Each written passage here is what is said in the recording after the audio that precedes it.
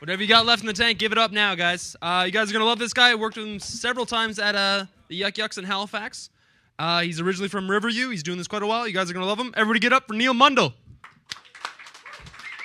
Right. Yeah. Still got some jump left in me. How about a hand for Dan doing a great job up here? Woo! Yes, Dan, the big man. How's everyone doing? It's hotter than hell in here, isn't it? I thought it was just me with the manopods or something. Grace, you're hanging in. Good for you. Good for you. I am from Riverview Moncton area, actually. First of all, I want to thank my friends who said they were showing up here tonight. This is what a maybe looks like on Facebook, right there. That's a maybe. I think Facebook should just have 3 options: yes, no, and fuck off, because that's what I got from my Cape Breton friends right there. I am from the Moncton area. I'm so proud. Moncton is the now manufactures Snow Fox vodka. Has anyone tried the Snow Fox? Maybe not. I don't know. It's an award-winning vodka. It was chosen as the best-tasting vodka that's distilled from the tears of call center workers.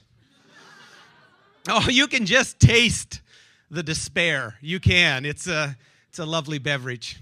Awesome. And before I go any further, I got to share the big news. I just learned within the last couple of days that I'm about to become a grandfather for the very first time. Yeah? Thanks. And I probably shouldn't have even been sharing that. I don't want to jinx it. You see, my 23-year-old stepdaughter is in the very earliest possible stage of pregnancy. And by that, I mean she spends most of her weekends drunk in bars. So it's only a matter of time, right, before we get that call. The point is she's not pregnant anymore. Morgentaler, 1 fetus, no score. In other sporting news, okay, what? Okay, look, I'm not proud of everything I say up here, okay? But I'm kind of proud of that last joke. Now keep in mind, no actual fetus was aborted during the writing or the telling of that joke, okay? That happened in a clinic in Montreal. We felt we had no choice. They were giving out double air miles that night, okay? Okay, we snuffed out a life, but Daddy's a little closer to Cancun. Oh, I'm kidding. Lighten up, folks. Jeez, they don't give out friggin' air miles at abortion clinics. They give out Walmart coupons. But I've been trying that joke for a while, and now the joke really is on me because I actually am a grandfather because the second abortion didn't take. So we know he's a fighter. Oh, he's the cutest little guy, too. Eh? I call him my little pirate because he lost an eye. But that's the abortion chunk. How we doing? You still hanging in there? Scott's okay? Good. I heard somebody was a cat owner. Was that you, Scott, as you're ignoring me and we're looking at your cell phone? You got it?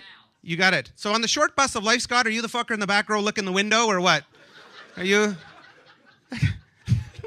Yeah. But you were a cat owner. Did I hear that right? You have a cat. I live in a zoo, technically. I don't know about you folks, but I have 4 kids, and they attract pets, apparently. So at our worst, we had like 2 dogs, 4 cats, a turtle, 7 gerbils, and a snake that went missing in our basement, okay? There's a positive note to a missing snake in your basement, because that looks after the weekend sleepovers in a hurry. Nobody's sending their little princess to the Mundle house, let me tell you. Still can't find the damn thing. Every once in a while, I'll go to the top of the basement stairs and just fire down another gerbil. Go find him! Go! Go, Pashmina! Get him. So, yeah, 2 dogs. We've got one that stands about this high, named Diesel. He's half Springer, or he's half, I'm getting to that. Jesus, you're messing me all up here. That bastard is half boxer and half Satan. But we do have a Springer. That's why I slipped that out. That's the other one. He's a pure, anyone know the breed, the purebred Springer? Yeah. English Springer Spaniel? Yeah, aren't they gorgeous? What? Yeah, they are. Ours was a male. He had the IQ of lettuce, I swear. His name's Chance. He's got 1 left. And then we got cats. We got 4 of these goddamn things for some reason. And I'm basically a cat person. But 3 of them are okay. And then we got this one fat, miserable son of a... You got one of those? This thing at his peak fighting weight was 23 pounds. Eating disorder. There's no other way to describe it. He would eat the cat or the dog food if we left it out for him. And here was the situation. It was a couple of years back, but paint the picture. 3 days before Christmas, the tree is up, stockings are hung, and I woke up to the most ungodly stench you could possibly imagine because some genius in our house decided to feed this cat for the first time in his life a can of Puss in Boots cat food.